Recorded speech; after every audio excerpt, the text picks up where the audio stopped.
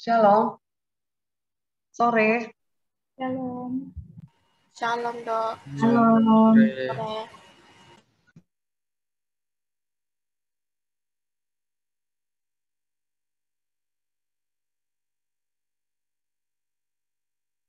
Ya, selamat sore semuanya. Bagaimana kabar? Baik, Puji Bu. Tuhan, baik, Bu. Ya, puji Tuhan ya. Sore hari ini kita bisa bertemu, sekalipun melalui Zoom. Saya percaya semua di dalam rencana Tuhan. Karena Tuhan tidak pernah gagal untuk selalu menyertai kehidupan saya dan saudara semuanya.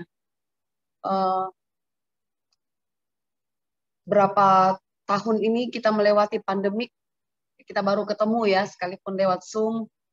Dan saya ada beberapa yang saya belum kenal karena kita tidak pernah ketemu. Dan tapi kita percaya bahwa tidak ada yang kebetulan kita bisa bertemu sore ini. Ya, saya percaya kita semua akan diberkati Tuhan lewat pelayanan sore hari ini. Dan kalian sungguh luar biasa, sekalipun pandemik tetap semangat melayani Tuhan. Semua karena anugerah Tuhan. Oke, sore hari ini kita akan berdoa untuk belajar firman Tuhan, sharing firman Tuhan, dan tema hari ini adalah tema yang sangat penting untuk kita sebagai pengikut Tuhan. Ya, oke, kita berdoa. Bapak, di dalam nama Tuhan Yesus, pada sore hari ini kami bersyukur buat kasih setia Tuhan dalam kehidupan kita semua, dan semua khususnya persekutuan PMK. Kami percaya bahwa kasih setia Tuhan tetap ada menyertai kehidupan mereka. Dan kami percaya orang yang bergantung dan berharap kepada Tuhan tidak akan pernah ditinggalkan Tuhan. Dan sore hari ini hamba-Mu dan bersama saudara-saudara seiman kami akan tunduk di hadapan Tuhan, belajar tentang Engkau, belajar tentang pribadi-Mu yang harus nyata dalam pribadi kami. Karena setiap pengikut Tuhan wajib mengikut seperti apa yang Tuhan katakan, seperti Yesus yang menjadi role model di dalam kehidupan kami. Dan sore hari ini biarlah urapan Tuhan turun atas setiap kami. Segala kekuatan kuasa kegelapan yang menghambat, yang menghalangi, yang mencuri kebenaran firman Tuhan, kami bersatu hati, katakan hancurkan dalam nama Yesus. Kami percaya kuasa urapan Roh Kudus turun atas setiap kami. Di dalam nama Yesus. Haleluya. Semua yang percaya katakan amin. Oke. Nah, saya akan mulai dari kita belajar tentang konsep dasar keluarga Kristen. Nah, saya bersyukur ya kalian sekalipun masih belajar, masih kuliah, tapi kalian mau belajar tentang keluarga Kristen karena ya ini hal yang sangat penting dan tidak boleh tidak dibicarakan sejak awal sebelum kita semua masuk dalam keluarga, masuk dalam rumah tangga, karena semua pasti akan menikah ya, kecuali ada di antara kalian yang memilih untuk tidak menikah atau saya mau jadi bujangan terus, mau jadi jomblo terus, gak usah menikah. Tapi saya percaya kita semua pasti akan menikah, bahkan ada yang sudah siap-siap untuk menikah mungkin ya. Terutama kakak-kakak senior yang sudah punya rencana untuk menikah, sudah memilih pasangan hidup, tapi pasangan hidup yang sesuai dengan yang Tuhan inginkan, karena pasangan hidup harus terang dengan terang, tidak boleh gelap dan terang, karena gelap dan terang tidak bisa bersatu. Amin, saudara. Gelap dan terang tidak bisa bersatu. Nah, sore hari ini kita akan belajar tentang konsep dasar keluarga Kristen, karena keluarga itu adalah lembaga atau unit terkecil dalam masyarakat yang terdiri dari ayah, ibu, dan anak. Nah, ada juga yang ini keluarga inti ya, lingkup kecil, keluarga kecil. Tapi ada keluarga yang besar, itu terdiri dari om, tante, opa, oma, dan ponakan-ponakan, itu keluarga besar. Tapi keluarga kecil itu terdiri dari ayah, dari ibu, dan anak-anak. Nah,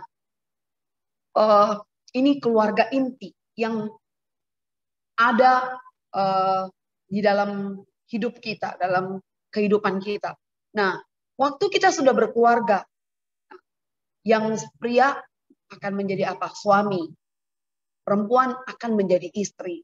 Nah, di dalam keluarga itu, suami istri itu dipersatukan Allah, diberkati oleh Tuhan di dalam pernikahan yang kudus atas dasar komitmen. Ya, jadi pernikahan itu dibangun atas dasar komitmen. Ada ikatan komitmen, ada ikatan perjanjian. Ikatan perjanjian antara kedua pasangan, suami istri yang akan diberkati Tuhan. Nah, jadi suami istri yang telah memiliki komitmen untuk membentuk keluarga yang baru. Nah, mereka harus punya tujuan atau arah yang jelas. Suami istri harus memiliki gambaran yang jelas tentang mengapa mereka berkeluarga. Karena ada orang yang berkeluarga karena dibangun atas dasar tidak suka gitu, dipaksa atau kebelet gitu. Oh, umur saya udah tua, saya segera menikah. Waktu kita lihat cowok atau kita lihat cewek, ini dia pasangan dari Tuhan, nikahin aja kayak gitu. Atau karena kita disuruh menikah karena terdesak gitu. Atau karena udah hamil sebelum diberkati dalam pernikahan kudus. Akhirnya kita nggak punya dasar di dalam keluarga. Mengapa saya harus tahu gambaran yang jelas tentang mengapa saya berkeluarga. Mengapa saya harus membangun keluarga? Karena di dalam keluarga itu ada fungsi-fungsi yang harus dijalankan sebagai seorang ayah, bahkan sebagai seorang ibu, seorang suami, atau sebagai seorang istri sebelum mereka punya anak. Suami itu sebelum mereka diberikan keturunan oleh Tuhan, suami itu adalah kepala. Istri itu adalah penolong. Waktu Tuhan menciptakan Adam, Tuhan berkata bahwa tidak baik kamu seorang diri. Aku akan apa? Memberikan seorang penolong bagimu. Jadi di dalam keluarga itu fungsi ayah itu sebagai kepala. Fungsi ibu, istri sebagai apa? Sebagai penolong. Fungsi keluarga yang bagaimana? Yang akan kita bangun nanti. Keluarga yang tentunya keluarga yang diinginkan oleh Yesus.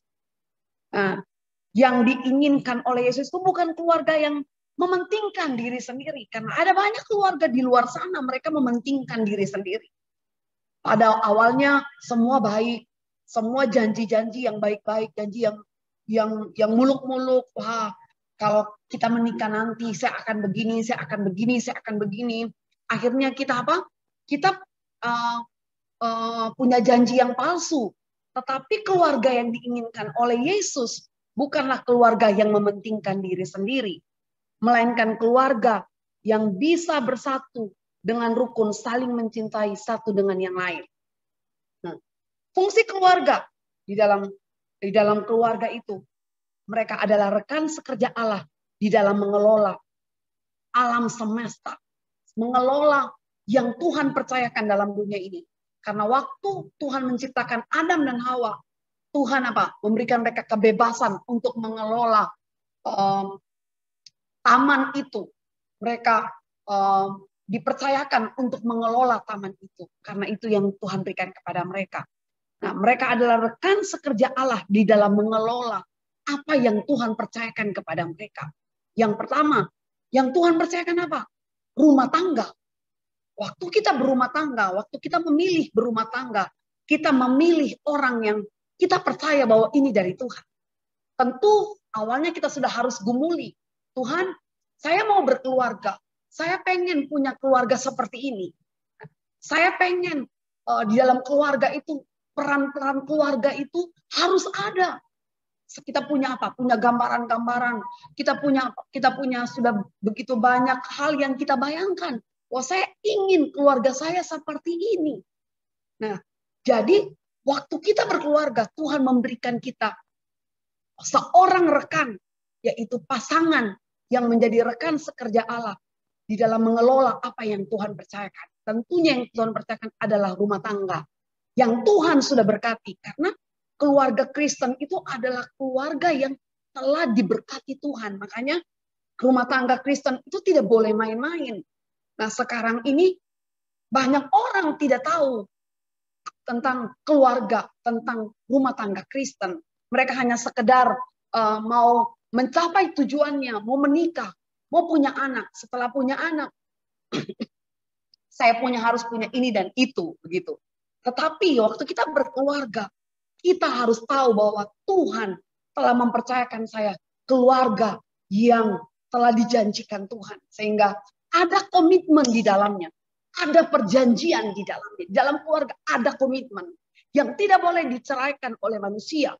Komitmen yang telah dipersatukan oleh Allah sendiri. Makanya pernikahan itu adalah pernikahan yang sakral. Pernikahan yang tidak main-main. Yang tidak boleh dianggap hal yang biasa. Tapi pernikahan Kristen, pernikahan keluarga Kristen adalah pernikahan yang dirancangkan Allah untuk setiap orang percaya. Jadi Tuhan percayakan rumah tangga, Tuhan percayakan keluarga, Tuhan akan mempercayakan anak-anak. Untuk kita apa? Untuk kita kelola, untuk kita apa? Untuk kita rawat, untuk kita jaga, untuk kita pelihara. Lalu dikatakan fungsi keluarga itu adalah lembaga pendidik utama. Pendidik utama. Banyak orang, dia berkeluarga, dia menikah, dia punya anak, tapi dia biarkan begitu saja. Dia biarkan anaknya bertumbuh begitu saja. Ya, yang penting setelah bayi, setelah jadi anak, banyak orang tidak berusaha. Oh, anak yang Tuhan percayakan ini tanggung jawab saya untuk mendidik dia, mengenal, memperkenalkan dia Yesus, memperkenalkan tentang kekristenan. Banyak orang Kristen tidak tahu hal ini. Bahkan orang di luar sana, mereka sangat fokus untuk mendidik anak-anaknya, untuk mendoktrin anak-anaknya tentang kepercayaan yang mereka anut. Nah, keluarga Kristen harus seperti itu. Keluarga Kristen dia harus tahu bahwa lembaga pendidik utama adalah di dalam keluarga. Coba kita lihat di dalam Ulangan. Ulangan 6 ayat 4. Ulangan 6 ayat 4. Dengarlah hai orang Israel, Tuhan itu Allah kita. Tuhan itu esa. Kasihilah Tuhan Allahmu dengan segenap hatimu dan dengan segenap jiwamu dan dengan segenap kekuatanmu. Apa yang kuperintahkan kepadamu pada hari ini, itu dikatakan kepada orang Israel ya. Apa yang kuperintahkan kepadamu hari ini haruslah engkau perhatikan, disuruh perhatikan. Harus menjadi perhatian khusus, menjadi perhatian utama untuk setiap orang Israel. Bahkan kita orang-orang percaya, haruslah engkau mengajarkannya berulang-ulang kepada anak-anakmu. Nah, di dalam keluarga Kristen ini, waktu kita dipercayakan anak, waktu suami dipercayakan istri untuk suami didik, kepala keluarga mendidik keluarganya untuk hidup takut akan Tuhan. Dikatakan kepada bangsa Israel di dalam kitab Ulangan 6 ayat 4. Ayat 6, kamu harus ajarkan mereka berulang-ulang. Berulang-ulang, continue, tidak berhenti. Terus-menerus. Bahkan apa? Diajarkan waktu kamu makan, waktu kamu duduk, waktu kamu tidur, waktu mau tidur, waktu kamu berjalan, waktu kamu melakukan apa saja. Didikan itu harus tetap ada pada anak-anak, pada keluarga. Makanya dikatakan, kamu harus ajarkan mereka berulang-ulang kepada anak-anakmu. Dan membicarakannya apabila engkau duduk di rumahmu, apabila engkau sedang dalam perjalanan, apabila engkau berbaring, dan apabila engkau bangun. Ini sangat penting, saudara. Oh, ini lembaga, keluarga ini adalah lembaga pendidik utama. Jadi kita mengenal pribadinya Tuhan. Kita tahu karakter kita dari keluarga. Karakter kita akan terbentuk seperti apa pada waktu akan datang dari keluarga. Sekarang kita sudah dewasa kan? Kita semua sudah dewasa, sudah besar. Tetapi karakter kita terbentuk pada waktu kita kecil. Dari kandungan ibu kita.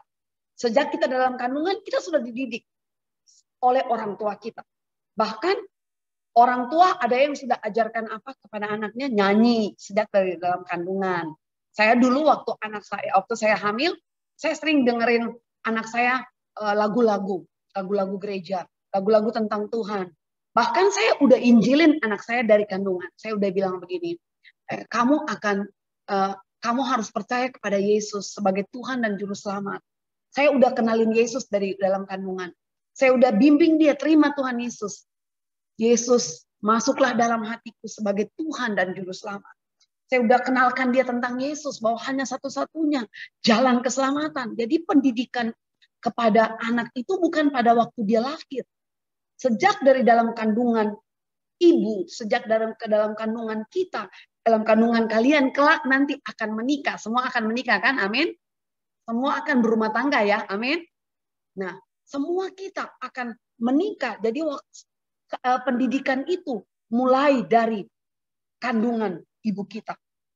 Jadi saudara, saya percaya kita semua akan mengerti ini. Karena ini tema yang sangat penting. Yang akan kalian putuskan satu kelak nanti. Saya akan menikah dengan siapa? Saya akan menikah dengan suami kayak apa? Saya akan berkeluarga kayak gimana nanti? Kalau kalian tahu dasar-dasarnya, saya percaya kalian akan punya rumah tangga yang menyenangkan hati Tuhan. Amin. Ya. Jadi dasar keluarga Kristen, yaitu dalam membentuk keluarga, ibarat seorang yang membangun rumah. Dasar keluarga Kristen itu di dalam membentuk keluarga ibarat seorang yang membangun rumah. Sebelum membangun rumah kan kita harus perhatikan konstruksi tanah. Apakah lembek tanahnya atau keras tanahnya? Atau kita bangun di atas karang atau pasir? Kita harus perhatikan. Oh, tanahnya kayak apa? Nah, mungkin kita membangun rumah di atas pasir kan? Kita udah tahu kalau kita membangun di atas pasir, rumah itu kayak apa nantinya. Kita perhatikan juga campuran bahan-bahan material yang dipergunakan. Jika semua terpenuhi, pasti bangunan itu akan kokoh. Pasti bangunan itu akan apa? Akan kuat. Kalau dasarnya bagus, pasti akan kuat. Nah, begitu juga dengan keluarga Kristen. Keluarga Kristen itu tidak akan memiliki dasar atau fondasi yang kuat jika tidak memiliki fondasi yang sangat kuat. Nah, siapa fondasi yang kuat? Dasar fondasi kekristenan di dalam keluarga Kristen, yaitu Yesus. Kalau tidak mulai dari Yesus, sekalipun kita punya uang banyak, sekalipun kamu karirmu bagus, jadi dokter hewan, dokter gigi, mau jadi dokter ahli apa ke depannya, kalau tidak ada Yesus, cuma karena kita harus bangun keluarga kita di atas dasar Yesus. Ya, saya udah berumah tangga 20 tahun. Saya udah pernah cerita kepada kakak-kakak senior dulu tentang gimana saya berumah tangga. Wah, itu awal-awal pernikahan saya, awal pernikahan yang sangat kacau kayak gitu. Sekalipun saya tahu fondasi di dalam keluarga itu Yesus, tapi rupanya saya belum lahir baru. Karena orang yang tidak lahir baru, dia tidak mengenal dirinya. Dia tidak akan tahu dirinya siapa. Dia tidak akan mengenal siapa dia di dalam Yesus. Nah, ini penting. Ini penting. Kita kan ikut Yesus bukan karena kita beragama Kristen. Amin. Saya percaya kita semua paham. Kita ke gereja bukan karena kita membangun kekristenan, bukan sekedar beragama. Tetapi kita membangun kekristenan kita karena kita percaya bahwa orang pribadi yang kita ikut itu adalah Yesus yang layak disembah. Pribadi yang kita ikut adalah pribadi yang menjadi Tuhan dan Juru Selamat. Nah, sekalipun banyak ya kalau kita lihat di YouTube, ada juga orang yang tinggalkan Yesus. Tapi ada juga orang yang ikut Yesus. Mereka tinggalkan Yesus karena apa? Karena kecewa. Mereka tinggalkan Yesus karena apa? Karena mereka merasa di gereja mereka tidak diperlakukan dengan baik. Atau mereka pasti belum mengenal pribadi Yesus. Percaya deh, orang yang tidak hanya tahu Yesus beda dengan orang yang mengenal Yesus. Kita tidak boleh hanya tahu Yesus. Atau kata lain, kita tidak boleh hanya sampai titik percaya Yesus. Oh, percaya Yesus, percaya. Kamu tahu Yesus nggak? Tahu Yesus sebagai Tuhan dan Juru Selamat. Tapi kita tidak mengenal. Kita hanya tahu, tapi kita tidak mengenal. Beda tahu dengan mengenal. Nah, saya mau tanya, kalian apakah udah mengenal atau hanya sekedar tahu?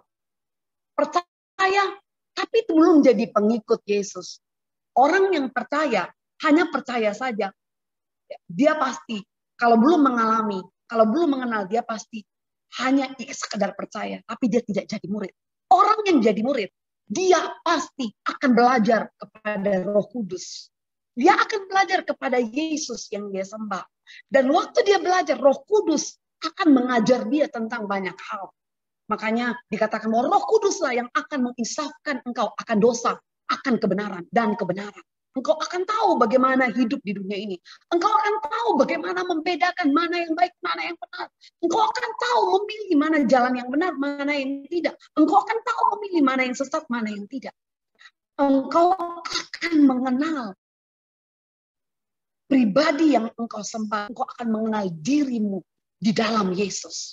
Sehingga engkau tidak hanya mengikut Yesus, tetapi engkau mengalami, mengenal dia sebagai Tuhan dan Juru Selamat secara pribadi. Beda. Saya percaya kalian akan rasakan perbedaan waktu kita ikut Yesus dengan sungguh-sungguh. Kita akan bahkan tahu bahwa dia sangat dekat dengan kita. Dia sangat dekat dengan kita. Kita bisa dengar dia berbicara. Kita bisa tahu dia ngomong. Kita bisa tahu kalau dia ada bersama dengan kita. Kita bisa tahu kalau dia sedang menyertai kehidupan kita. Nah, keluarga Kristen kalau tidak dibangun atas dasar Yesus, Yesus tidak ada di dalamnya karena keluarga itu punya pasangan yang ganteng, punya pasangan yang cantik, punya pasangan yang punya karir yang bagus, punya rumah tangga yang kaya, yang banyak duit, banyak warisannya, tidak bisa membangun kebahagiaan. Tidak bisa menjamin kebahagiaan rumah tangga. Sekalipun engkau punya banyak hal, sekalipun engkau bisa beli apa saja, sekalipun engkau berkata, oh saya ada hari ini, saya bisa sekolah tinggi karena papa mama saya. Oh, kalau bukan Yesus, engkau tidak ada apa-apanya di hadapanku. Karena semua harus dibangun atas dasar Yesus Kristus. Saudara yang terkasih dalam Tuhan. Sebab itu kita harus tahu bahwa saya harus membangun keluarga saya, keluarga Kristen. Harus bangun di atas dasar Yesus. Jangan di atas dasar yang mudah roboh, yang mudah hancur. Nah, sekalipun dalam keluarga ada tantangan, sekalipun dalam keluarga ada masalah, sekalipun dalam keluarga ada problem, ada apa, ada kerikil-kerikil, karena kita kan terdiri dari berbagai macam model keluarga kan. Saya dididik dari papa mama pendeta. Suami saya dididik dari orang tua yang tidak kenal Yesus. Dia dulu Muslim. Memang belum kenal Yesus. Beda didikannya. Waktu kita ketemu itu berbeda sekali. Tetapi kalau kita benar-benar tinggal di dalam Yesus, maka kita akan tahu kita bangun keluarga kita di atas dasar Yesus Kristus. Nah, sekarang kalian memberikan saya tema tentang bagaimana peran saya, peran anak di dalam keluarga, peran saya sebagai anak di dalam keluarga. Tadi saya sudah jelaskan, di dalam keluarga itu ada ayah, ibu, dan anak-anak. Nah, ada pohon keluarga. Pohon keluarga itu tentu kita berbeda-beda latar belakang. Berbeda-beda latar belakang. Ada yang dari keluarga yang sederhana, ada dari keluarga yang di atas sederhana, ada dari keluarga yang orang tua punya pendidikan tinggi, atau dari keluarga yang pendidikan rendah. Berbeda-beda cara mendidik orang tua dari budaya, ya contoh budaya Toraja, budaya Kalimantan, budaya Batak, budaya Jawa, budaya Bali, budaya Manado. Saya orang Bali, campur Manado. Budaya papa saya, budaya mama saya mendidik saya sangat berbeda. Apalagi papa saya pendeta yang sangat keras, sangat otoriter. Jadi saya dididik dari keluarga yang sangat keras. Keras terhadap firman, keras di dalam mendidik. Sehingga waktu saya besar, terbentuklah karakter saya. Dari mana? Dari sejak saya kecil bersama dengan orang tua. Saya udah lama pisah dengan orang tua dari tahun 94. 94 saya di Makassar, Sampai sekarang saya ada di Makassar, saya jarang pulang. Nah, jadi peran anak dalam keluarga Kristen, dalam keluarga peran orang tua harus dijalankan. Yakni orang tua wajib mendidik anaknya untuk tunduk atau taat pada orang tua. Jadi ingatlah bahwa saya ada dalam keluarga, orang tua wajib untuk mendidik anak-anaknya. Ada orang tua yang tidak didik anaknya kan? Bahkan ada orang tua yang didik anaknya jadi apa? Jadi gembel, jadi apa, peminta-minta. Itu banyak ya kita lihat. Orang tua didik anaknya minta-minta di jalan. Ada orang tua yang didik anaknya jadi apa? Jadi pemabuk. Ada orang tua yang didik anaknya jadi apa? Ikut sama-sama narkoba. Ada yang orang tua jual anaknya jadi apa? Seks komersial. Tapi itu bukan didikan yang benar. Orang tua yang kita maksudkan sini dalam keluarga Kristen, dia wajib mendidik anaknya untuk tunduk dan taat pada orang tua. Nah, tentu kita percaya bahwa kita ada bukan karena pertemuan papa dan mama kan. Kita ada karena anugerah Tuhan. Kita ada karena kasih karunia Tuhan. Kita ada bukan atas pertemuan papa dan mama. Tetapi kita ada jauh sebelum dunia dijadikan. Allah telah merancangkan kita. Bahkan kita dipilih oleh Tuhan sebelum dunia dijadikan. Atau kita dipilih sebelum kita lahir dari kandungan ibu kita. Kita dipilih sejak kita dari dalam kandungan ibu kita. Tuhan sudah mengenal kita. Tuhan tahu siapa kita. Tuhan tahu siapa yang akan lahir. Dia tahu Viola akan lahir ke dalam dunia ini. Jadi kita ada karena rancangan Tuhan. Karena blueprint-nya Tuhan. Kita ada karena tujuannya Tuhan. Tuhan telah menetapkan kita, Tuhan mempunyai tujuan yang besar atas kita. Sekalipun ingat, kita lahir dari keluarga yang saya katakan tadi, keluarga yang berbeda-beda. Ada lahir dari keluarga yang berantakan, dari waktu kecil, misalnya contoh, orang tuanya udah bercerai, atau dari kecil papanya udah meninggal, sehingga dia punya ayah tiri, atau dari kecil mamanya udah meninggal sehingga dia punya mama tiri, atau dari kecil kita dididik sama nenek. Kita dikasih sama nenek. Ada banyak orang tua yang tidak sanggup didik anaknya, dia kasih sama nenek. Beda didikan orang tua dengan didikan nenek. Sangat berbeda. Tetapi orang tua di sini dikatakan peran orang tua, dia wajib mendidik anaknya untuk tunduk dan taat pada orang tua. Coba kita lihat di dalam Efesus pasal 6 ayat 1 sampai 3. Efesus 6 ayat 1 sampai 3. Hai anak-anak, taatilah orang tuamu di dalam Tuhan, karena haruslah demikian. Hormatilah ayahmu dan ibumu, ini adalah suatu perintah yang penting seperti yang nyata dari janji ini. Supaya kamu berbahagia, dikatakan. Hai anak-anak, taatilah orang tuamu di dalam Tuhan. Nah, saya mau katakan ini. Kita bisa taat karena kita dididik untuk taat. Benar kan? Karena kita dididik dari kecil. Oh, hey, kamu harus taat sama saya karena saya yang lahirkan kamu. Ada orang tua yang bilang gitu kan. Kurang ajar kok. Kau tidak dengar-dengaran sama saya sudah lahirkan kau. Jadi saya pernah baca satu buku dikatakan begini. Saya tidak pernah memilih untuk lahir. Tetapi orang tua lah. Saya tidak memilih menginginkan untuk lahir. Ya. Tapi orang tua yang memilih menginginkan untuk saya lahir. Kayak gitu. Tetapi di luar dari itu, ingat bahwa Tuhan merancangkan kita untuk ada dalam dunia ini. Nah, waktu Tuhan merancangkan kita dalam dunia ini, kita harus kenal pribadinya Tuhan dalam hidup kita. Kok kita nggak bisa taat sama orang tua kalau kita tidak taat sama Tuhan? Kita nggak bisa tunduk, percaya deh saya. Kita tidak bisa tunduk kepada orang tua kalau kita tidak tunduk kepada Tuhan. Yang paling utama, kita harus tunduk kepada Tuhan. Kita harus taat kepada Tuhan. Ini nggak gampang. Ini melalui proses. Ini tidak lahir dengan sendirinya. Ini ada prosesnya. Saya harus mengenal siapa pribadi yang saya sembah, yang layak disembah. Firman Tuhan katakan begini. Di bawah kolong langit ini tidak ada nama lain diberikan kepada manusia yang olehnya kamu diselamatkan. Tidak ada nama lain. Pegang ini saudara. Pegang ini. Karena Tuhan tidak cari orang yang setia melayani. Tuhan cari orang yang mau menjadi murid.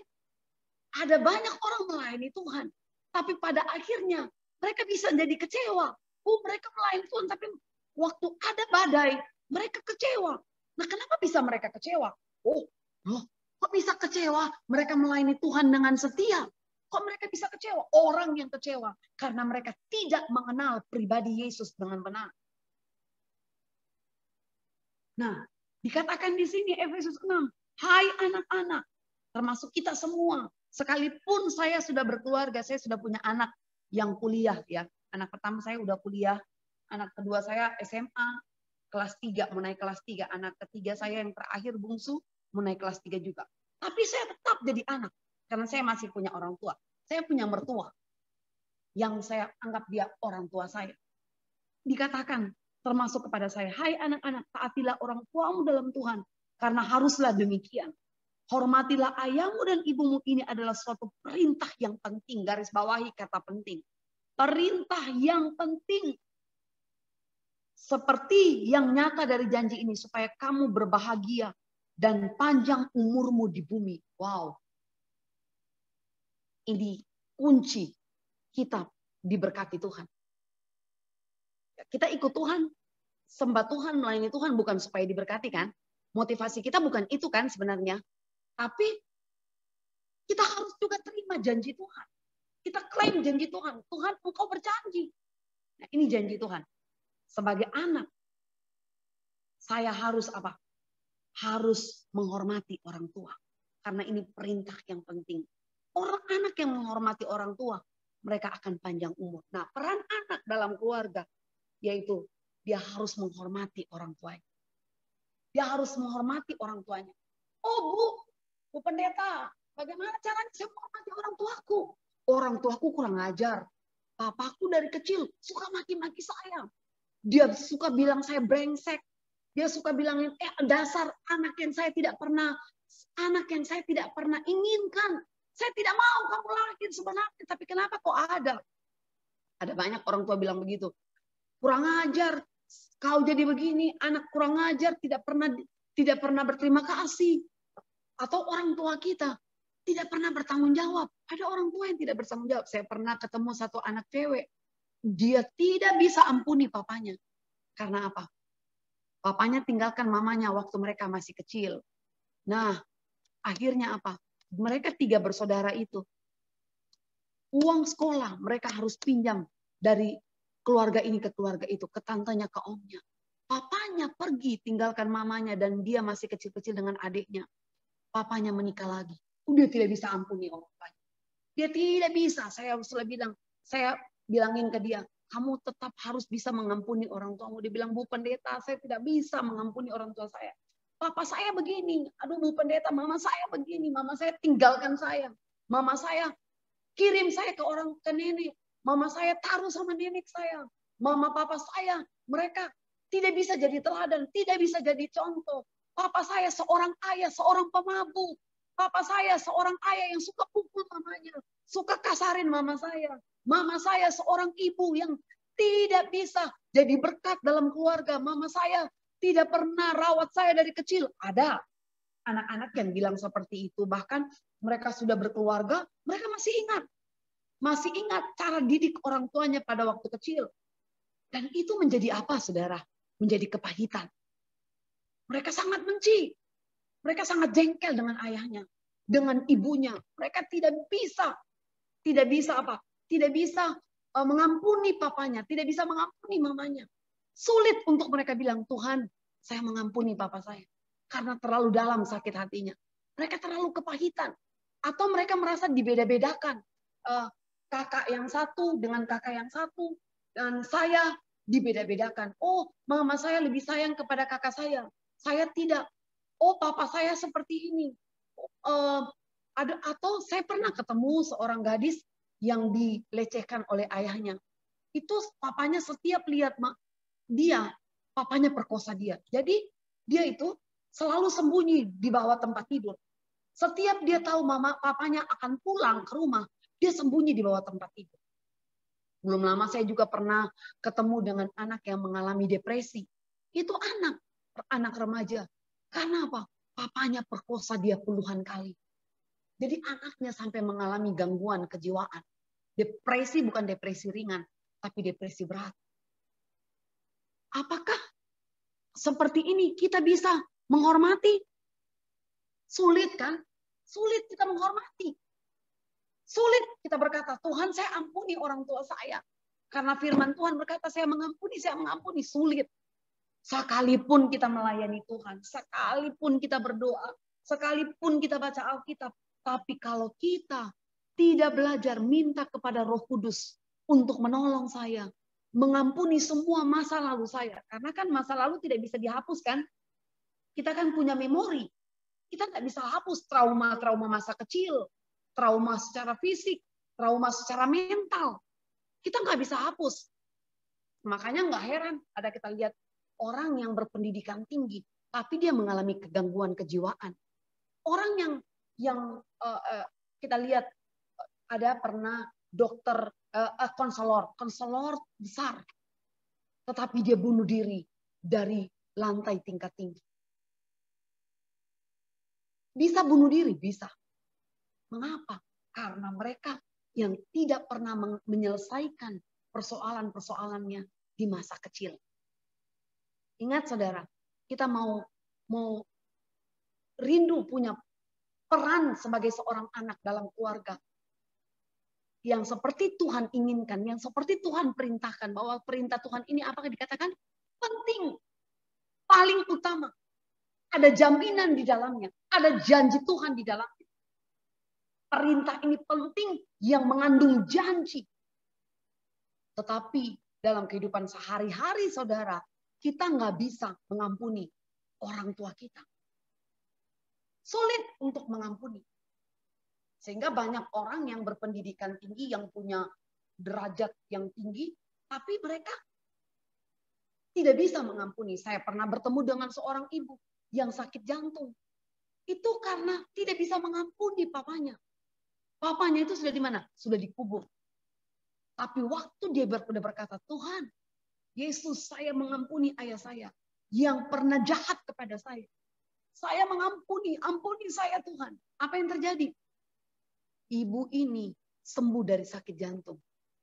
Ternyata ada kaitannya dengan fisik. Waktu kita menyimpan dendam, itu sangat berkaitan erat dengan batin kita. Kita mengalami gangguan secara apa? Secara batin.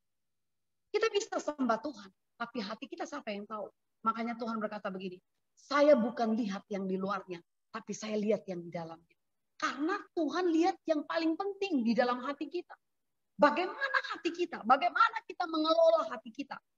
Bagaimana tabung cinta kita dari kecil?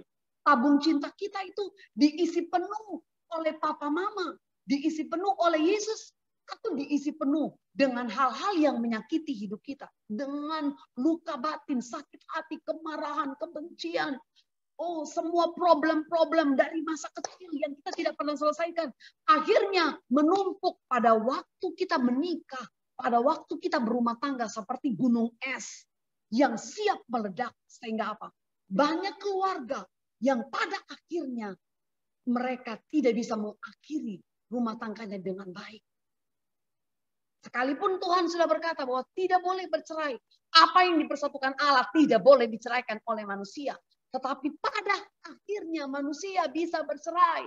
Manusia tahu bahwa pentingnya keluarga Kristen, lembaga keluarga yang telah disahkan oleh Tuhan, yang telah didirikan oleh Tuhan, lembaga yang sah, milik kerajaan sorga, tetapi dihancurkan oleh keluarga. Keluarga yang kayak gimana, saudara? Keluarga yang tidak pernah pulih. Jadi pastikan hidup kita pulih. Nah, dari dikatakan kita menghormati. Kita menghormati sekalipun ayah kita tidak benar. Kita menghormati mereka sekalipun ibu kita tidak benar. Kita menghormati ayah kita sekalipun ayah kita pernah tidak baik kepada kita. Sekalipun maaf, ayah kita seorang peminum, pemabuk, kurang ajar di dalam keluarga, kurang ajar kepada ibu kita, misalnya ini maaf kata kasarnya kurang ajar. Sekalipun seperti itu, kita wajib menghormati mereka. Kita wajib taat, tunduk kepada mereka, karena mereka adalah apa? Pemberian Tuhan kepada kita. Mereka wakilnya Tuhan. Jadi orang yang menghormati orang tua diberkati Tuhan. Di dalam Imamat 19 ayat 3, setiap orang di antara kamu harus menyegani ibunya dan ayahnya dan memelihara hari Sabatku. Akulah Tuhan Allahmu. Dikatakan Imamat 19 ayat 3. Setiap orang di antara kamu harus menyegani ibunya dan ayahnya. Oh, ada orang yang tidak segan sama ayahnya kan? Saking sakit hatinya. Dia sembarang aja labrak. Oh, apalagi kalau anaknya udah bagus karirnya, udah diberkati, udah kaya, udah bisa segala-galanya, tidak butuh orang tua lagi. Oh, ada banyak anak yang kurang ajar. Tapi firman Tuhan katakan, kamu harus tetap menyegani ibumu dan ayahmu. Bahkan dikatakan dalam Keluaran 20 ayat 12, hormatilah ayahmu dan ibumu supaya lanjut umurmu dan di tanah yang diberikan Tuhan Allah. Matius 15 ayat 4. Sebab Allah berfirman, hormatilah ayahmu dan ibumu. Siapa yang mengutuki ayahnya atau ibunya, pasti dihukum mati. Wow. Ini dihukum mati ini bagaimana ya? Hukum mati. Maksudnya kamu tidak diberkati. Malah bukan berkat yang turun, kutuk. Bahkan firman Tuhan berkata, kutuk itu turun sampai keturunan ketiga dan keempat. Diberkatilah seorang ayah yang takut akan Tuhan. Sampai keturunan ketiga, keempat diberkati, tapi terkutuklah seorang ayah yang tidak sungguh-sungguh dengan Tuhan sampai keturunan ketiga dan keempat. Nah, peran anak di dalam keluarga, dia harus apa? Menghormati ayah dan ibunya. Harus menghormati, taat, tunduk kepada orang tuanya. Orang tua yang kayak gimana? Bukan orang tua yang baik saja kepada kita, tapi orang tua yang bengis sekalipun kita tetap harus punya pilihan untuk menghormati. Menghormati orang tua adalah pilihan, saudara. Pilihan. Tidak peduli dari keluarga mana kita. Menghormati orang tua adalah pilihan bagi kita. Amin, saudara. Amin. Apa yang harus kita lakukan? Kalau kita sudah sakit hati, benci, jengkel. Yang harus kita lakukan adalah bertobat. Bagaimana cara bertobat? Karena firman Tuhan berkata begini. Kalau kamu dalam firman-Ku, kamu benar-benar murid, maka kamu akan apa? Jika Roh Allah ada padamu, kamu akan diberikan kemerdekaan. Jika kamu dalam Aku, jika firman tinggal di dalam kamu, kamu adalah murid. Orang yang tinggal dalam firman yang mau jadi murid, mereka pasti akan dibebaskan Tuhan. Bagaimana cara kita dibebaskan dari belenggu? Kita harus dibebaskan dari belenggu waktu kita datang sama Yesus. Yesus, ini dosa saya. Yesus, saya masih punya kepahitan. Saya masih punya masa lalu yang buruk. Saya masih punya trauma terhadap papa mama saya. Papa saya pernah pukul saya. Papa saya pernah marahin saya di depan orang banyak sehingga menimbulkan trauma dan ini berdampak kepada saya pada waktu dewasa. Tuhan Yesus, ampuni saya. Saya mengakui kalau saya masih jengkel. Saya mengakui kalau saya masih benci. Saya mengakui kalau saya masih dendam. Saya mengakui kalau saya masih menyimpan kesalahan papa saya kepada mama saya. Karena firman Tuhan berkata, diberkatilah orang yang menghormati orang tuanya. Akan lanjut umurnya, akan panjang umurnya. Jika mereka menghormati dan tunduk kepada orang tuanya. Karena orang tuamu adalah pemberian Tuhan. Orang tua kita adalah pemberian Tuhan kepada kita. Saudara yang terkasih, bahkan peran anak itu sampai kepada apa, saudara? Kalau kamu udah menikah, kalau kita sudah menikah, kita punya apa? Kan waktu kita udah menikah, saudara, kita punya suami kan, kita punya istri, kita punya anak-anak, ada tanggung jawab. Kita punya tanggung jawab untuk mendidik, tanggung jawab untuk apa, saudara? Menyekolahkan dia, pasti kita mau menyekolahkan dia di sekolah yang bagus. Tentu ada prepare simpan uang, mengelola uang dan sebagainya. Kita pasti mau punya rumah, pasti kita mau punya pekerjaan yang semakin bagus. Kita mau ada banyak cita-cita, ada banyak apa yang kita inginkan dalam keluarga kita kan. Nah, tetapi saudara, kita punya kewajiban. Coba kita lihat di dalam Matius 15. Matius 15 ayat 4. Matius 15 ayat 4. Saya akan baca ya, Matius 15 ayat 4. Sebab Allah berfirman, hormatilah ayahmu dan ibumu. Dan lagi siapa yang mengutuki ayahnya atau ibunya, pasti dihukum mati. Ini yang saya tadi sudah bacakan. Orang yang tidak menghormati ayah ibunya dihukum mati. Artinya apa? Tidak diberkati. Bu, saya pernah lihat orang yang baik, orang yang jahat kepada ayah ibunya, dia semakin kaya, semakin diberkati. Bohong. Kita diberkati bukan karena kita punya uang banyak. Berkat itu bukan soal uang. Berkat itu bukan soal punya rumah mewah. Berkat itu bukan soal karir. Berkat itu bukan soal kita punya pendidikan bagus. Bukan karena nilai kita di sekolah, di kuliahan bagus. Bukan. Berkat itu adalah apa? Hati kita yang penuh dengan damai sejahtera, sukacita. Ada ketenangan. Di dalam Yesus, waktu kita belajar terus untuk melepaskan yang tidak benar dari hidup kita, melepaskan semua yang jahat, yang Tuhan tidak inginkan.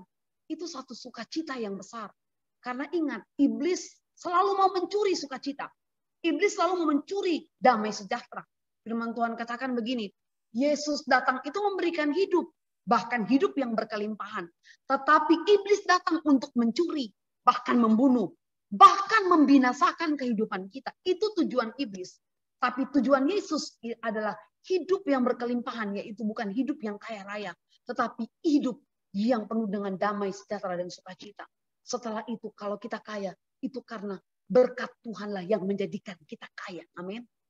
Kita kaya bukan karena kita mampu segala-galanya, tetapi firman Tuhan di dalam Amsal berkata, berkat Tuhanlah yang menjadikan engkau kaya. Susah payah tidak akan menambahinya. Oke, saudara, saya lanjut. Tetapi kamu berkata, barang siapa berkata kepada bapaknya atau kepada ibunya, apa yang ada padaku yang dapat digunakan untuk pemeliharaanmu, sudah digunakan untuk persembahan kepada Allah. Apa maksudnya ini, saudara? Apa maksudnya? Semua berkat yang kita terima, peran saya sebagai seorang anak, wajib untuk tetap memberkati orang tua kita. Satu kali waktu kalian akan menikah. Kalau kita menikah, memang kita punya keluarga inti lagi dalam keluarga. Orang tua tidak boleh campur. Itu wajib. Orang tua kita tidak boleh campur keluarga kita. Orang tua kita tidak bisa masuk dalam ranah keluarga kita, keluarga inti kita. Tetapi saudara, peran saya sebagai anak harus tetap berjalan. Yaitu apa? Memberkati orang tua. Dengan berkat yang ada pada kita. Untuk apa?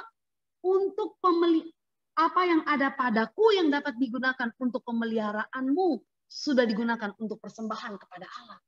Wah, saya ini sudah berumah tangga. Nah, mertua saya itu udah pensiun, saudara. Tapi mereka tidak pernah segan minta uang kepada saya. Mereka tidak pernah segan bilang, Ola, kirimkan papa duit. Dan saudara, saya tidak pernah marah kalau suami saya kirim uang. Malahan suami saya selalu bilang begini, kirim uang sama orang tua. Mama saya kan, papa saya udah meninggal. Tinggal mama saya malah tidak pernah minta. Tapi mertua saya karena udah pensiun, mereka berharap kepada uang pensiun. Jadi mereka minta uang. Saya berpikir sebenarnya, wah saya punya kebutuhan-kebutuhan.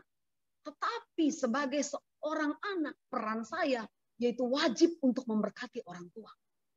Saya berharap kalian melakukan ini. Karena banyak keluarga Kristen hancur gara-gara uang. Mereka ribut gara-gara uang. Suami kasih uang sama orang tuanya. Suami kita kasih uang sama orang tuanya. Atau istri kita kasih ke orang tua atau ke saudara. Kita biasa marah-marah. Kita ribut. Akhirnya orang bisa bercerai hanya gara-gara uang. Tapi saudara, waktu kita jadi orang yang suka memberkati. Mengapa kita suka memberkati? Karena kita taat kepada Tuhan. Karena kita mengasihi Tuhan. Karena kita mengutamakan Yesus. Karena dia pribadi satu-satunya yang telah tinggal di dalam hati kita. Oleh sebab itu, apa yang telah diberikan kepada kita, berkat yang diberikan kepada kita, kita wajib untuk memberkati orang lain. Amin, saudara. Kita perlu memberkati mereka. Di sini kita wajib memberkati orang tua kita. Karena firman Tuhan katakan, itulah penyembahanmu kepada Allah. Wow, dikatakan begini. Itu kamu, waktu kamu memberkati orang tuamu, itu sudah digunakan untuk persembahan kepada Allah. Oh, ingat. Waktu kamu mempersembahkan itu kepada Allah, ingat ada upah untuk orang yang mempersembahkan.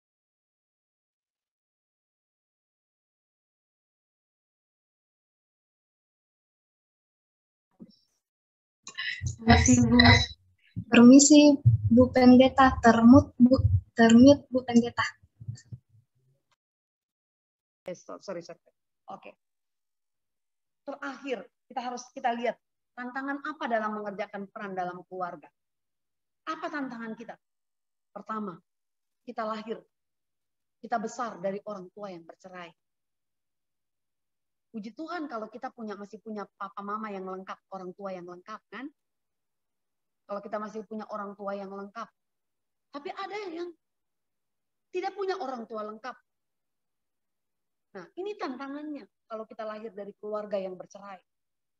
Perceraian, ingat ya, di dalam keluarga Kristen adalah perceraian tertinggi saat ini. Bahkan sekarang pendeta-pendeta, keluarga-keluarga pendeta banyak yang bercerai. Bahkan udah disahkan, udah disetujuin. Nah, ini kan lembaga yang disahkan oleh Tuhan. Tapi orang menganggap ini satu hal yang biasa sehingga mereka bisa bercerai. Kenapa bisa bercerai? Itu tadi yang saya katakan. Kalau kita tidak pulih dari masa kecil, kalau kita tidak pulih dari trauma, kita tidak pulih dari sakit hati, kita tidak pulih dari kebencian, kita tidak pulih dari dendam, kita tidak pulih dari rasa amarah. Bahkan kita rindu satu kali waktu, saya akan balas dendam. Ada banyak orang tua begitu kan, anak-anak begitu kan. Dia balas dendam satu kali waktu, saya akan bunuh ayah saya. Oh, dunia sekarang begitu kan. Pernah nggak pernah tahu nggak ada satu peristiwa anak hamba Tuhan yang bunuh ayahnya. Habis dia melayani Tuhan, terus ternyata dia ambil pisau di dapur. Dia gerek papanya. Atau ada anak-anak pendeta yang hidupnya kurang ajar. Kayak gitu, minta maaf. Saya sering melihat hal ini. Nah, ini hal yang tidak boleh dianggap sepele. Jika saudara dan saya masih punya kepahitan, punya sakit hati, jangan mimpi engkau akan mempunyai keluarga yang sungguh-sungguh engkau idamkan, yang engkau inginkan.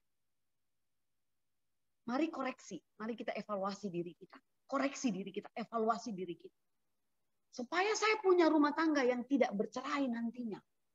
Perceraian Tuhan sangat benci. Tetapi bukti angka perceraian sangat tinggi. Orang bercerai sudah biasa. Komitmen dalam pernikahan bukan hal yang sakral lagi. Sehingga orang waktu ada masalah, ujung-ujungnya bercerai. Waktu ada masalah, ujung-ujungnya pisah ranjang. Bisa seperti itu, saudara. Nah, ini tantangan-tantangan. Tantangan-tantangan kita. Karena kita lahir dari orang tua misalnya yang papa mama sudah tidak utuh lagi. Ini tantangan. Atau budaya kita di dalam kekristenan. Banyak kita di dalam zaman milenial ini banyak orang Banyak orang lagi tidak mengutamakan Tuhan yang lebih penting. Zaman sudah beda. Zaman dulu dengan zaman sekarang, zaman sekarang. Zaman sekarang orang tidak bersahabat lagi. Orang banyak mengutamakan diri sendiri, mementingkan diri sendiri. Kemerosotan moral sangat nyata. Nah, di sini peran firman Tuhan mengajarkan kita tentang kasih, tentang komitmen kita kepada Tuhan. Karena zaman milenial ini orang tantangan sebagai pengikut Tuhan, banyak orang sudah tidak lagi cinta Tuhan. Mereka tidak cinta Tuhan. Mereka hanya asal pergi ke gereja. Bahkan mereka memilih untuk ateis. Saudara, banyak di kampus-kampus anak-anak Kristen yang dari kampungnya Kristen, tapi waktu di kampus mereka memilih ateis. Atau beranjak dewasa, mereka memilih untuk tidak punya agama. Ada banyak. Nah, peranan ini tantangan yang sangat besar. Peranan kita di dalam keluarga.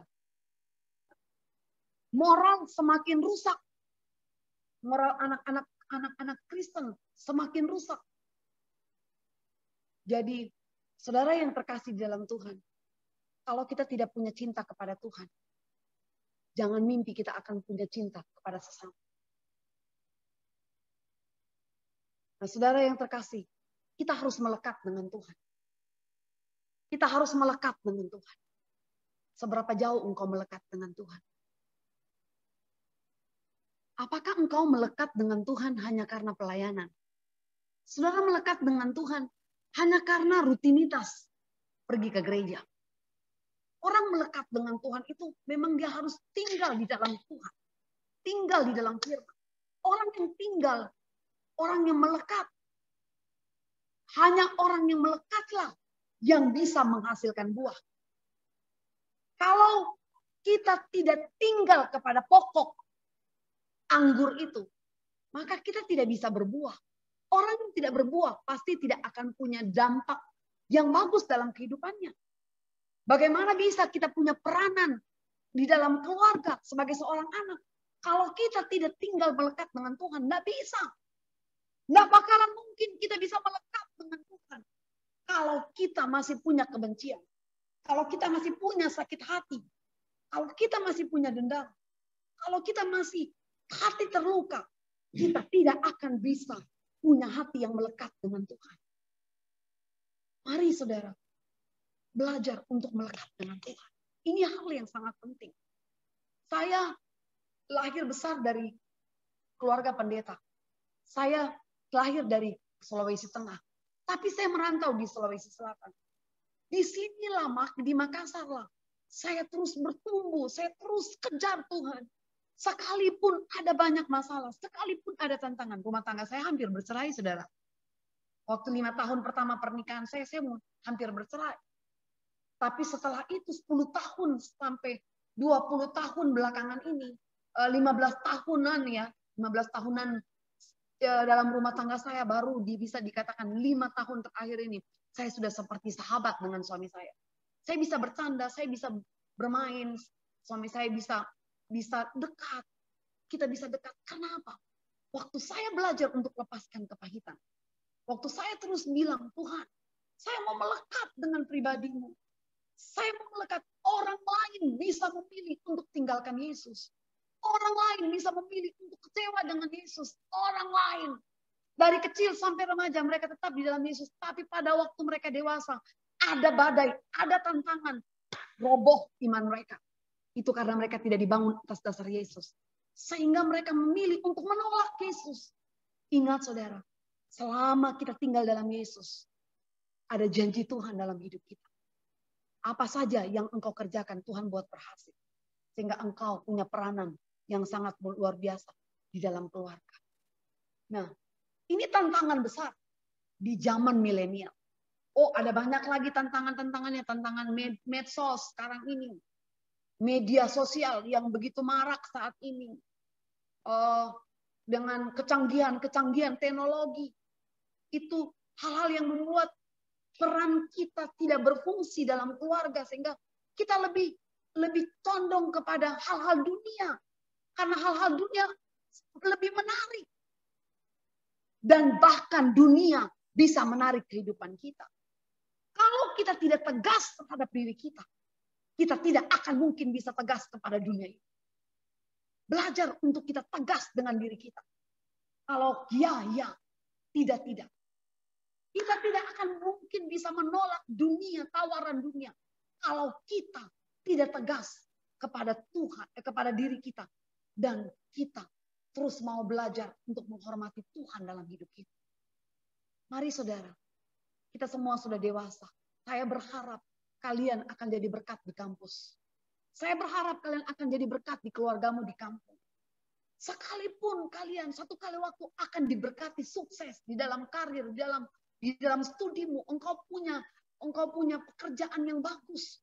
Engkau menjadi dokter yang luar biasa, dokter yang pintar, dokter yang dicari orang. Ingat, kamu punya keluarga. Kamu dibesarkan dari keluarga Sekalipun keluargamu tidak cinta Tuhan, tapi kamu harus tahu bahwa Tuhanlah yang merancangkan engkau ada dalam dunia ini. Engkau harus tahu bahwa Tuhan punya tujuan besar, tujuan ilahi Tuhan, yaitu kekekalan, nilai kekekalan harus ada dalam kehidupanmu. Ini tidak boleh lepas dari hidupmu. Yesus tidak boleh lepas dari hidupmu. Dia adalah jaminanmu. Roh Kuduslah jaminan dalam hidupmu. Tanpa Roh Kudus, engkau tidak akan mampu melakukan apa yang ada dalam dunia ini. Engkau tidak bisa capai blueprint-nya Tuhan. Engkau tidak bisa capai tujuan Tuhan dalam hidupmu. Bahkan engkau bisa jadi kecewa. Firman Tuhan katakan di dalam kitab Matius, berbahagialah engkau yang tidak menjadi kecewa dan menolak aku. Ini penting, saudara. Di luar dari apa yang kita kerjakan dalam dunia ini, kewajiban-kewajiban kita, ingat kembali bahwa keluarga itu adalah rancangan Tuhan sejak dari awal dunia diciptakan. Keluarga adalah lembaga yang telah disahkan oleh Tuhan. Saudara, sebagai kesimpulan saya, ingat, kita harus tetap melekat kepada Tuhan. Melekat kepada pribadi Yesus. Ingat, tanpa Yesus engkau tidak bisa lakukan apa-apa. Di luar Yesus engkau tidak bisa lakukan apa-apa. Kesimpulannya saya, ingat, siapa diri kita? Siapa diri kita? Siapa diri kita akan dipengaruhi dan membawa gen dari generasi atasnya. Siapa diri kita akan dipengaruhi dan membawa gen dari generasi atasnya. Dari nenek kita. Nenek kita punya nenek. Nenek kita punya nenek. Turun-temurun, turun-temurun, turun-temurun, turun-temurun. Di mana saya dibesarkan. Dari papa mama seperti apa. Itu akhirnya akan melahirkan apa? Generasi dari atas kita. Dan akan turun ke bawahnya kita. Nah, itu yang dikatakan pohon keluarga. Jadikan keluargamu, dirimu, pribadimu, sungguh-sungguh mencintai Yesus lebih dari segalanya. Jangan sampai pada akhirnya engkau menjadi kecewa dan menolak Yesus. Karena engkau hanya lihat terus, oh saya dari keluarga ini, saya dari keluarga ini, pantaslah saya seperti ini. Oh enggak, saudara. Sekalipun saya lahir dari keluarga yang biasa, tapi rancangan Tuhan tidak akan mungkin gagal bagi orang yang sungguh-sungguh mencari Tuhan. Ingat, kita berharga di hadapan Tuhan. Ingat, kita ini adalah biji matanya Tuhan. Yang Tuhan akan siapkan sesuatu yang Dia telah rancangkan sebelum kita ada dalam dunia. Amin, saudara. Mari kita terus punya peran. Peran kita sebagai anak untuk menjadi berkat bagi banyak orang. Menjadi berkat bagi keluarga. Tidak peduli dari latar belakang apa kita. Dari budaya, kayak budayanya kita kayak apa. Dari latar belakang sosial kita kayak apa. Tidak peduli. Yang jelas, Tuhan memilih saya sebelum dunia dijadikan. Untuk dijadikan berguna menjadi berkat bagi banyak orang. Ada amin, saudara. Mari lepaskan pengampunan. Berikan pengampunan kepada orang tuamu, kepada papamu, kepada ibumu, kepada saudara-saudaramu, kepada masa lalumu. Jangan terus hidup di masa lalu. Sedikit-sedikit ingat masa lalu. Memang pikiran kita nggak bisa dihapuskan, nggak bisa dihapus. Tetapi yang kita perlu lakukan apa? Kita menerima masa lalu. Karena masa lalu itu akan membentuk kita menjadi pribadi seperti yang Tuhan inginkan. Masa lalu itu diizinkan untuk kita menjadi apa? Untuk kita menjadi anak-anak yang bermanfaat, berguna bagi banyak orang. Masa lalu kita tidak akan pernah mempengaruhi masa depan. Tetapi masa depan bisa ditentukan dari pilihan kita saat ini. Mari kita memilih seperti yang Tuhan inginkan. Pilihan kita adalah tetap menghormati orang tua, tetap menjadi teladan, tetap berperan dalam keluarga, sekalipun engkau telah berhasil, sekalipun engkau telah sukses. Mari taruh tanganmu di dada. Katakan, Yesus, saya masih kepahitan. Yesus, saya masih punya kebencian. Yesus, kalau saya pernah dulu mengalami pelecehan seksual, ampuni saya. Saya minta agar itu tidak berdampak besar terhadap masa depan saya. Saya minta Tuhan, tolong saya agar itu tidak akan membawa generasi yang buruk di bawahnya saya. Sehingga saya akan melihat keturunan-keturunan yang diberkati Tuhan. Karena ada orang-orang yang mencintai Tuhan. Firman Tuhan berkata, orang benar tidak akan pernah meminta-minta roti. Anak orang benar, angkatan anak orang benar tidak akan pernah meminta-minta roti. Mereka akan diberkati Tuhan. Mereka akan dipakai Tuhan dengan luar biasa. Mari, serahkan itu sama Yesus. Katakan, Yesus, saya mau Engkau tinggal dalam hati. Tinggal dalam hatiku. Berdiamlah dalam hatiku. Katakan ini saudara, di dalam hatimu. Saya mengundang engkau masuk dalam hatiku. Menjadi Tuhan dan Juru Selamat dalam hidup. Roh Kudus tinggallah dalam hatiku. Bertahtalah dalam hatiku. Saya orang berdosa. Saya banyak kesalahan. Saya sulit untuk mengampuni. Tapi hari ini, saya mau mengampuni mereka yang pernah bersalah kepada saya. Saya mau menjadi anak yang sungguh-sungguh mencintai Tuhan. Mengasihi Tuhan. Dan mencintai papa saya, mama saya. Sekalipun mereka pernah menyakiti saya. Dan hari ini, saya percaya nama saya terdaftar dalam buku kitab kehidupan di sorga. Saya milik Yesus. Saya telah ditebus dengan darah yang mahal.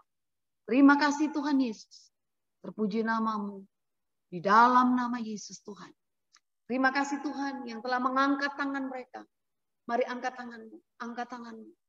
Biarkan hidupmu dibaharui oleh Tuhan. Jamah mereka Roh Kudus. Jamah mereka. Jamah mereka yang sungguh-sungguh. Mereka yang benar-benar serius mengikut Tuhan. Mereka mau benar-benar menjalankan apa yang Tuhan inginkan. Mereka serius untuk tinggal dalam firman-Mu.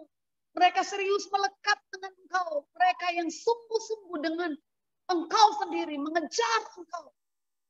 Mereka akan melihat upah dari Tuhan. Mereka akan melihat janji Tuhan. Tuhan akan pakai mereka. Karir mereka diberkati. Pekerjaan, studi mereka diberkati Tuhan. Orang tua mereka di kampung mereka masing-masing diberkati, dijaga, dilindungi oleh Tuhan. Kami percaya kuasa Yesus turun atas mereka. Tuhan memberkati semua pengurus. Semua pengurus inti Tuhan berkati. Kakak-kakak senior. Tuhan berkati. Tuhan jaga mereka. Lindungi mereka di masa pandemi. Jauhkan mara bahaya. Jauhkan segala sakit penyakit. Jauhkan virus corona. Roh kematian. Segala roh kemelaratan. Roh penderitaan. Roh pencabut nyawa. Saya patahkan dalam nama Yesus. Dalam nama Yesus. Perlindungan Tuhan ada pada mereka. Mereka yang sakit Tuhan jamah sembuhkan. Mereka yang lemah iman dikuatkan. Mereka yang belum sungguh-sungguh percaya dengan Yesus. Masih ragu, masih bimbang. Roh Kudus jamah hati mereka saat ini. Jamah hidup mereka. Sehingga mereka sungguh-sungguh dengan Tuhan. Mereka mengasihi Tuhan lebih dari segalanya.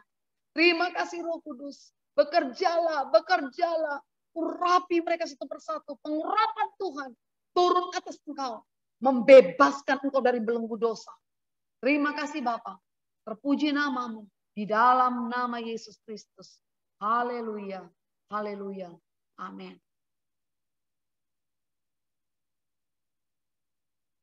Oke, halo. Iya, Bu. Ya. Jangan Terima kasih kepada semua yang telah mempercayakan saya untuk melayani sore ini. Ya, semua pengurus. Terima kasih buat kesempatan dan saya percaya Tuhan akan berkati kalian semua. Ya. Saya percaya ada hati-hati yang dibaharui. Karena saya dari kecil juga punya masa lalu yang buruk. Tapi karena saya terus cari Tuhan, kejar Tuhan, saya lihat janji Tuhan. Dan orang yang sungguh-sungguh dengan Tuhan tidak sia-sia, mereka pasti lihat janji Tuhan. Amin. Amin. Amin. Mari lebih semangat lagi ya. Oke. Ya, terima kasih. Tuhan Yesus berkati semuanya. Amin. Terima kasih kepada Ibu Pendeta